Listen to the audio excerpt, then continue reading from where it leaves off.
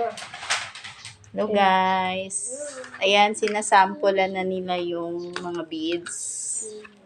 Anong ginagawa nyo, mga bata? Magawa kami bracelet. Bracelet. Hindi, bracelet. O, diba?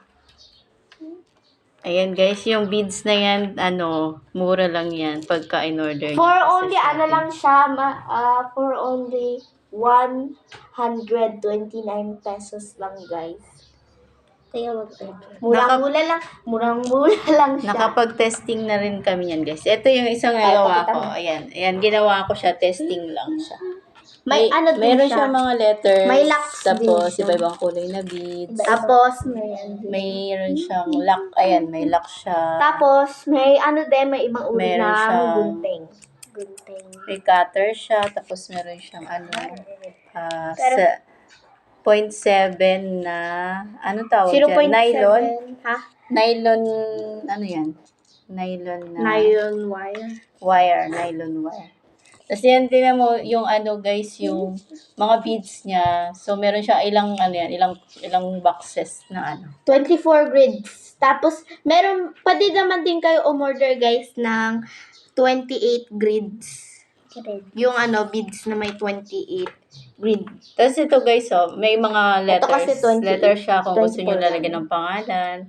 Pero itong na-order namin, 4 na box lang yung may mga letters. So, ayan, letter lang niya ay 4 na klase. So, pwede din siya meron available din sa seller na iba-ibang letters. Pwede kayo mag-add. Mag-additional kayo. Mag-order lang ulit kayo sa kanila. So, yan. Marami kayong pagpipilian, guys. May iba't ibang uri ng beads. Maganda yan, guys, kasi summer ngayon. So, pwede kayong gumawa niyan ng personal use nyo. Pwede rin yung negosyo nyo. Pwede yung ibenta pag nagawa nyo. Yung maganda-gandang, Style ng bracelet. yung style na magagawa nyo na maganda, pwede nyo siya ibenta. Pero sila kasi, wala lang. Gusto lang nilang gumawa ng bracelet. At saka, pwede siyang necklace. Pwede rin siyang ring. Ito, yung isa, gumagawa siya. Oh.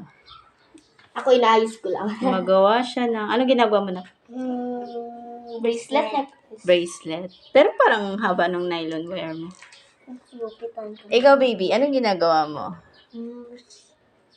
Sing-sing sa'yo, mama. Sing-sing kay mama. Tapos si ate, anong ginagawa ni ate? Ililigpit ko lang. Ay, nililigpit.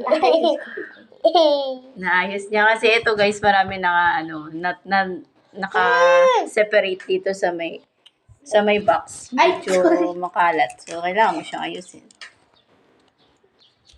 So, yun lang guys. Bye-bye. Bye-bye. Nga pala guys, itong nabili namin, 5,000 beads. Yun lang dito.